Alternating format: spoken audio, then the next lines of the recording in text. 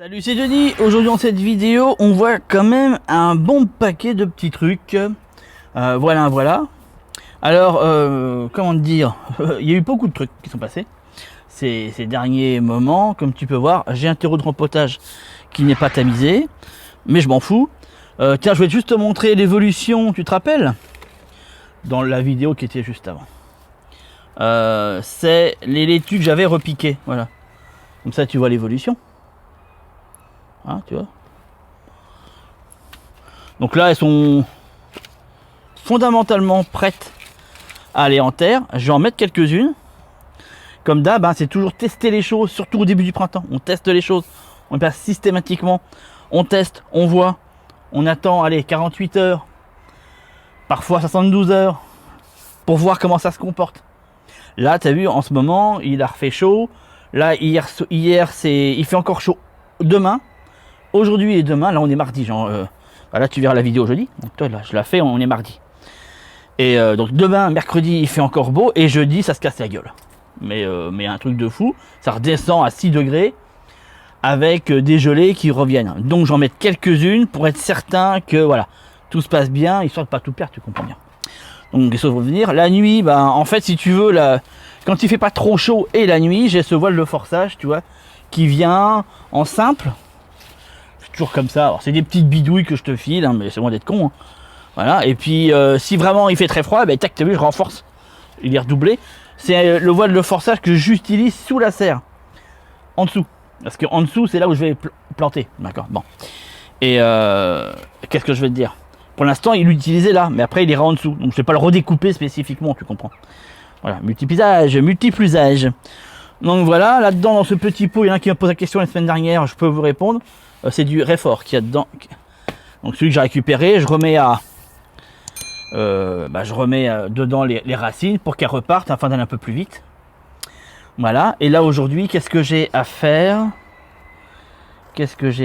Alors, il y a des laitues. Il y a des laitues qui sont des laitues à couper qui n'ont pas prise. Donc je savais déjà que les graines étaient un peu cacahuètes. Et là j'en ai la confirmation. Donc la Red Ball et la Speakweed, bah, donc là j'ai gagné le droit de renouveler mes graines. Par contre tout le reste, c'est très bien passé. Reine de mai qui est la plus grosse que tu vois au top. Gotte de Loos, L-O-O-S, Los. Et la Lilloise. Alors, la côte de l'os a été mise un peu plus tard. Je vais laisser la continuer. Regarde, je te montre. Donc là j'ai repiqué que la Reine de mai. Tu vois un peu? Bon, je vais foutre ça sur mon micro en même temps. Voilà. La Lilloise devant. Côte de l'eau juste derrière. Je le vois moins bien. Et là, la grosse, c'est la Reine de mai. Donc, je fais que la Reine de mai. Les autres, la Lilloise, je pourrais la repiquer. Et je me demande si je ne sais pas la faire. Par contre, la côte de Loos, il faut l'os. M'en veux pas, je ne sais pas. Je vais la laisser encore un petit peu. C'est des laitues du Nord. Je pense qu'il va falloir que je coupe et j'aille rechercher d'autres pots. J'en ai pas assez. Là, c'est mes derniers semis en ligne. C'est fini. Les prochains que je fais, et là en l'occurrence, il faut que je relance des semis. Les prochains que je fais maintenant, c'est sur mode de culture. Voilà, c'est fini. Puisque les levées se feront encore à l'intérieur, mais dès que c'est levé, c'est sous la serre. Là, on est en mars. Moi, ça part comme ça. Voilà un petit peu. Je ne vais pas te la refaire comment je fais parce que j'ai déjà fait une vidéo. Je te montrais ça. Je ne vais pas m'amuser toutes les semaines à te remontrer comment on fait pour repiquer des laitues, c'est un peu ridicule, on est bien d'accord.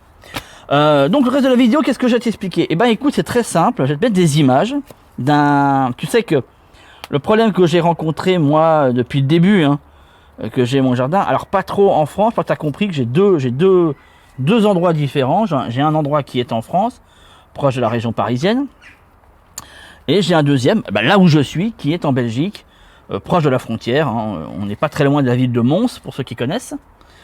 Et en France, je suis pas très loin de la ville de Provins, voilà, entre Colomiers et Provins. Comme ça, tu as la situation géographique. Voilà, 2 terrains, 2 endroits, 2 maisons.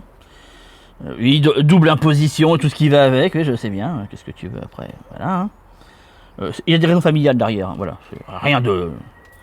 Absolument rien, comment dirais-je, de secret ni quoi que ce soit. Hein. Voilà, mes enfants sont avec mon ex-femme en France. et ma nouvelle compagne est ici en Belgique. Tu vois, rien d'extraordinaire par rapport à ça. Donc à un moment donné, tu fonctionnes comme ça.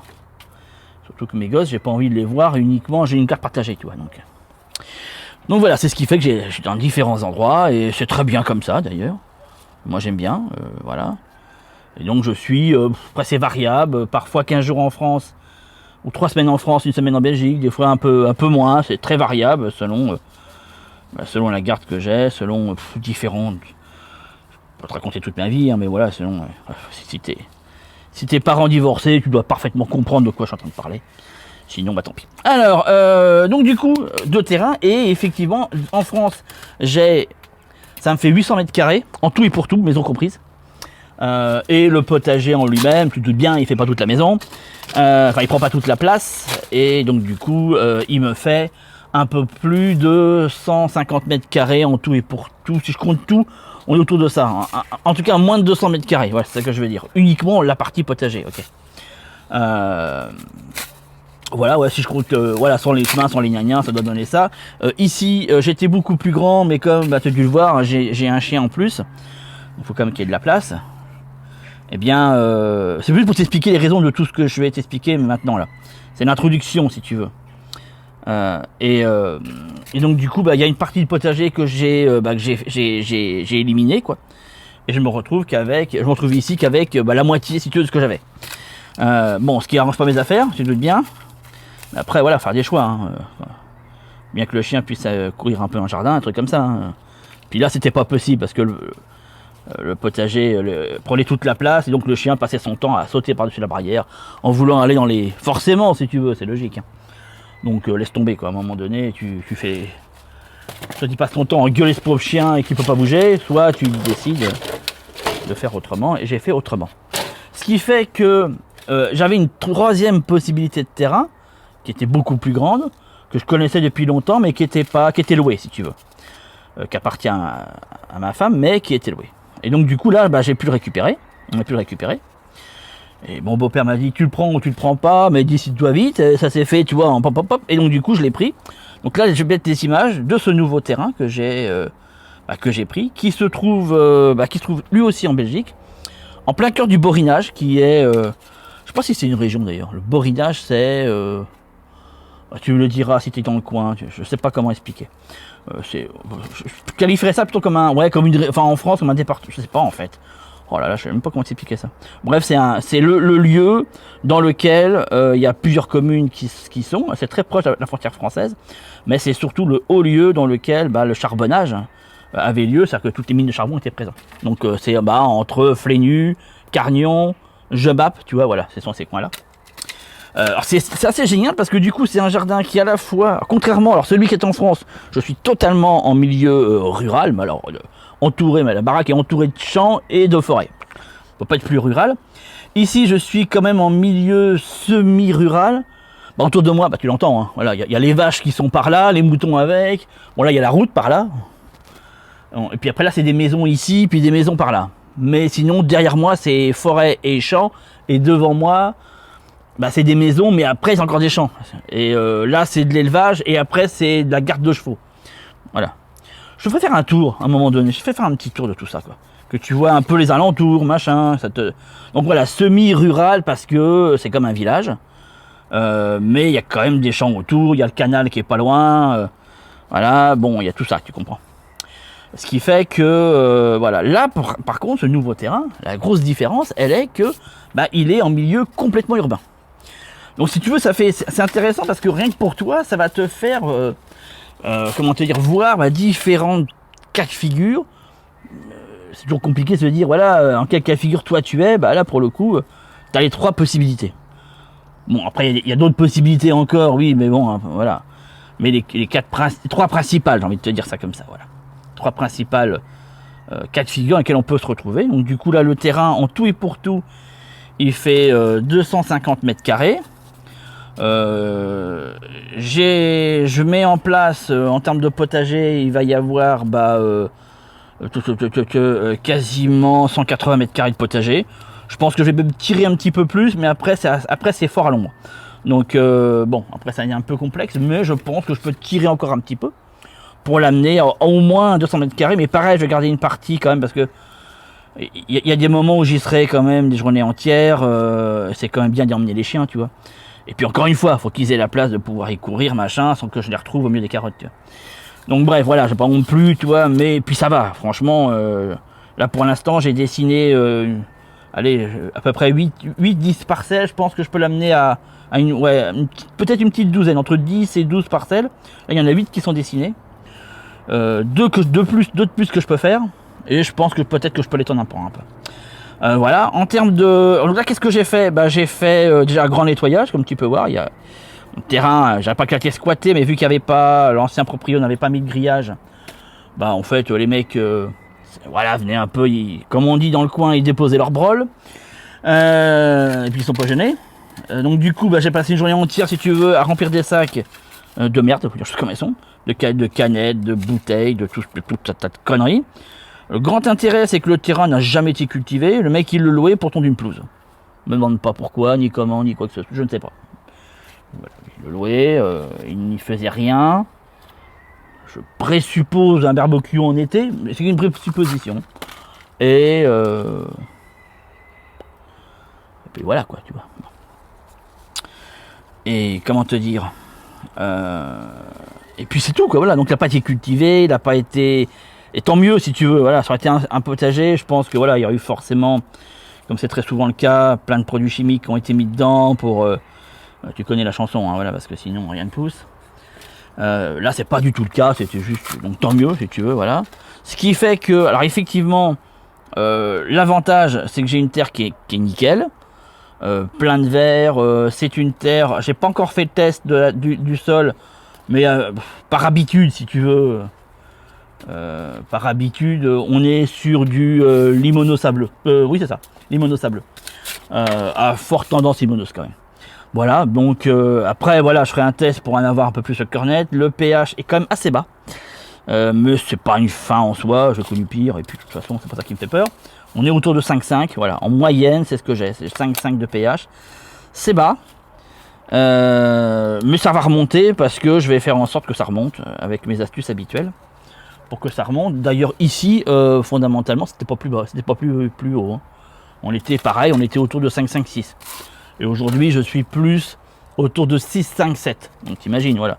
En n'ayant absolument pas modifié la terre. Je le précise parce qu'il y en a qui disent ouais, qu'est-ce que t'as fait, t'as cholé? Non, non, j'ai cholé de que dalle.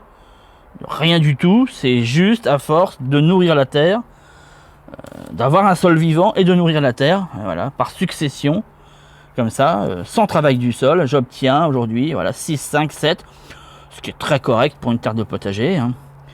Voilà, elle pourrait monter même à 7, 7, 5, ce serait correct encore, tu vois, mais là, c'est très correct, il n'y a pas de souci là-dessus.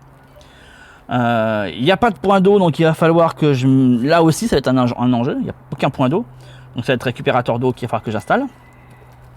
Donc je mettrai toujours bien entendu en application mes techniques, encore plus là.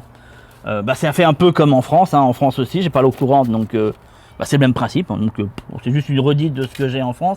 La différence, c'est que le sous-sol, c'est plus tellement le cas aujourd'hui, parce que j'ai un sol qui a vraiment évolué en France, qui n'est plus du tout celui qu'il était à la base, mais le sous-sol est extrêmement argileux.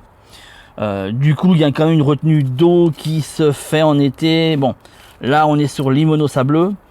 En été, c'est de la poudreuse. Hein. D'autant plus que comme on est sur les anciens, on est dans un endroit de charbonnage. D'ailleurs, il y a un terril qui est juste derrière. Pareil, je te ferai faire un petit tour. Je ne sais plus comment il s'appelle le terril.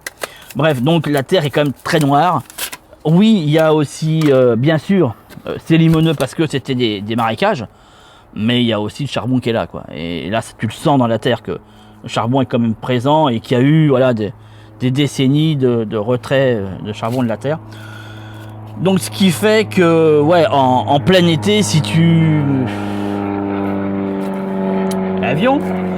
si tu ne fais rien sur ton sol, par exemple, si tu ne le couvres pas, hein, je sais que ça fait en ce moment beaucoup polémique, hein, beaucoup de jardiniers se demandent l'utilité de la couverture d'un sol.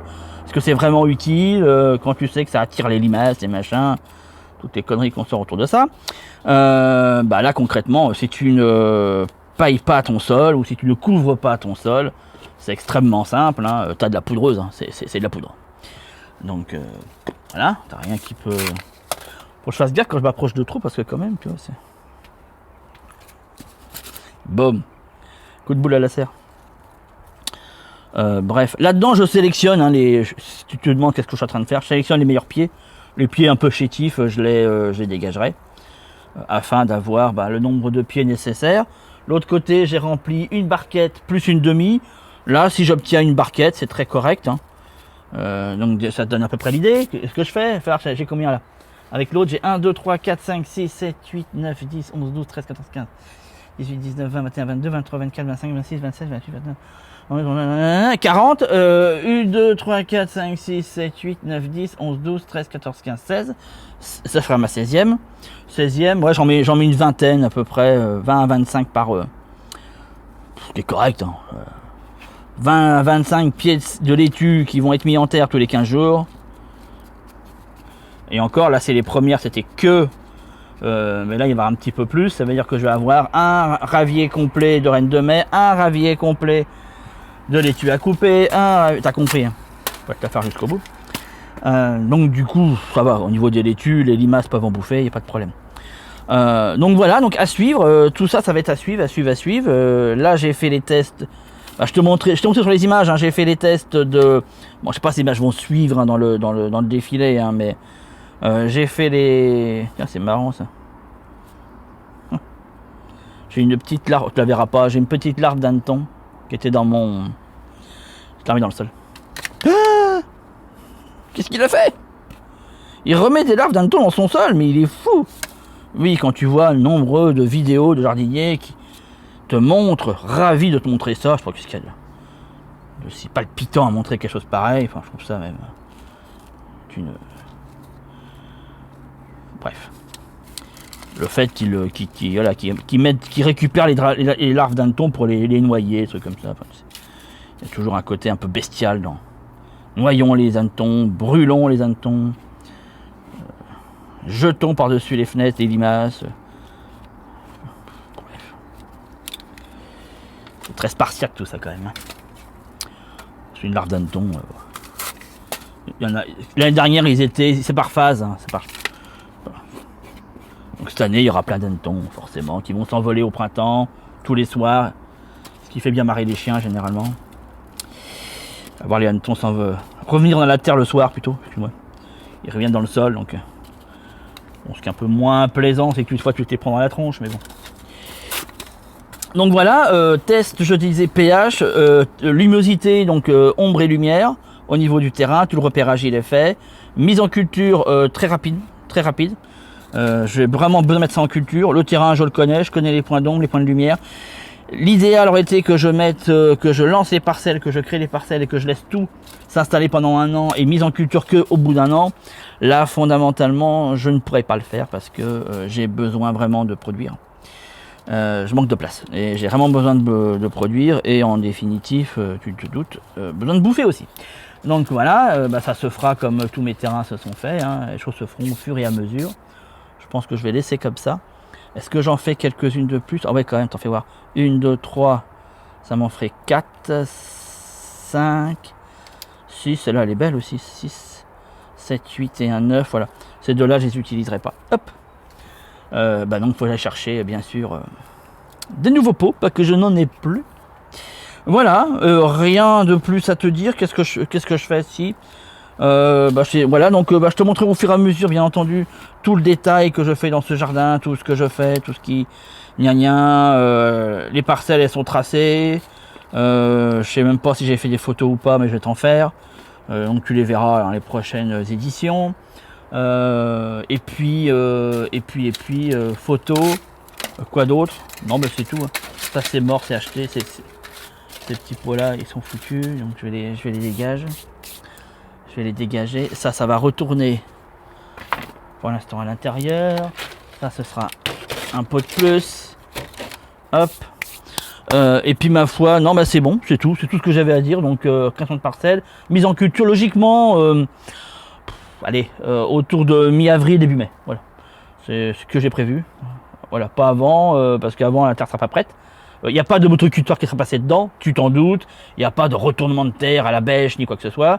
Il y aura certainement un petit coup de grelinette parce que comme je veux le commencer assez rapidement avec une décomposition naturelle, ou plutôt un décompactage naturel du sol, il me faut en moyenne entre 6 et 8 mois.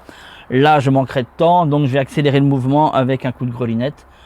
C'est pas forcément utile si tu as du temps, mais si tu l'as pas, bon bah voilà quoi. Tu es amené à faire ça. Bon, je sais que pendant un an, le terrain va être un peu... bon voilà quoi, je m'attends pas à des miracles au niveau de production, mais ça produira quand même quoi qu'il arrive. En termes de faune locale, tout ce que j'ai pu... Alors, on est entouré de maisons là-bas. Donc bon, il y a certaines faunes, macrophones qui est peut-être difficile à trouver, bien que j'y mettrai une mare. Je doute fortement d'y trouver des hérissons, des couleuvres encore moins. Orvée, je pense pas non plus. Il y a beaucoup d'espèces que je ne trouverai pas, bien entendu. En tout cas, je ne m'attends pas trop à les trouver. Après, une bonne surprise peut toujours être là. Comme les crapauds, les grenouilles, c'est pareil. C'est blindé de rues, de machins qui passent. À mon avis, les hérissons, ils seraient écrasés 10 fois avant d'arriver au jardin. Et à mon avis, le crapaud aussi. Donc, je ne m'attends pas trop à ce qu'il y en ait. Mais on ne sait jamais. On ne sait jamais. Et en termes de faune identifiée pour l'instant, fourmi rouge, limace zébrée, donc la tigrée, c'est qui est carnivore, c'est une très bonne nouvelle en définitif. Et puis beaucoup d'escargots du jardin, beaucoup en pagaille parce qu'il y avait tout un tas de cochonneries qui étaient mis en monticule et avec des plaques de mousse en fait si tu veux, et ils se sont mis entre les mousses reproduits là-dedans en pagaille, donc je vais pas manquer d'escargots, ça c'est une certitude.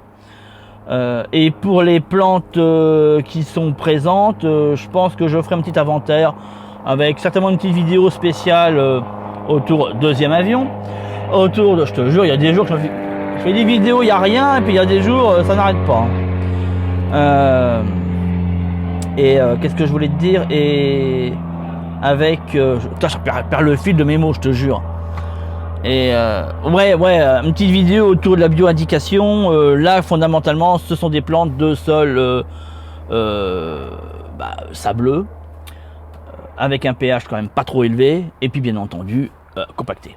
Voilà. Donc tu trouves les plantes habituelles qu'on trouve là-dedans, hein, c'est-à-dire les petites pâquerettes, tous ces machins-là. Le plantain, etc. Voilà, c'est tout ce qu'on va trouver là-dedans. Je te mettrai l'inventaire complet, je l'ai fait, j'ai vu vite fait. J'ai pris les photos vite fait de toutes les plantes, comme ça je pourrais te les mettre, ça te donnera en même temps des indicateurs pour reconnaître. C'est toujours intéressant de regarder ça, autant plus que voilà, c'est vraiment un système par îlot, donc j'ai des endroits un peu plus humides que d'autres, certainement dû au fait que le sol est un peu plus compacté à cet endroit-là. Voilà, mais à partir du moment où tout va être décompacté, je pense que l'ensemble va s'équilibrer comme d'habitude, donc je ne m'attends pas à des miracles par rapport à ça. Donc il va vraiment falloir jouer sur la couche organique qui va faire tampon à l'évaporation. Et puis bien entendu un paillage du sol, ça c'est ce qui fera la différence en été, clairement. Sinon là j'ai gagné le droit d'arroser mais non stop quoi. Voilà, et puis on s'attend bien entendu comme tous les ans à cette magnifique et tant attendue invasion de limaces. D'ailleurs j'ai vu que certains confrères qui ont des chaînes YouTube ont commencé déjà à en parler. Alors pas dans les mêmes termes que moi, bien entendu, oui, bon, voilà. Alors certains, la limace, c'est à bannir, c'est à plonger dans de l'acide, voire dans de la bière. Pour d'autres, on est un peu plus, un peu plus Brigitte Bardot, mais quand même pas trop, parce qu'il faut quand même que ça fait chier. Mais on sait pas trop ce qu'a pied danser, tu vois, on est un peu entre deux eaux, alors... Oui, c'est vrai que c'est chiant, mais en même temps, est-ce qu'il y a une astuce pour les gérer autrement? Enfin, tu sens que ça se cherche, tu comprends, voilà. Ça se cherche un peu, mais ça sait pas trop où aller. Et puis voilà, puis moi, comme d'hab, les limaces, elles font partie du système, comme tous les animaux qui sont dans mon jardin. Et je ne m'en préoccupe pas plus que ça. Voilà. Donc, te dire, qu'est-ce que je mets en place contre les limaces? Concrètement, rien. Voilà. Sur Montagne Info, strictement rien. Je ne mets strictement rien en place par rapport à ça. Il y a des limaces, il y a des escargots, j'ai tout un tas de trucs. Elles commencent à sortir, puisqu'il fait chaud. Elles ont commencé aussi un petit peu à bouffer, parce que voilà, c'est logique. Et ma parade, elle est tout mon système. Voilà, déjà travailler sur un sol vivant, mais je te referai une vidéo. Il y en a déjà qui sont présents sur cette chaîne, mais ça peut avoir le coup de remettre une couche.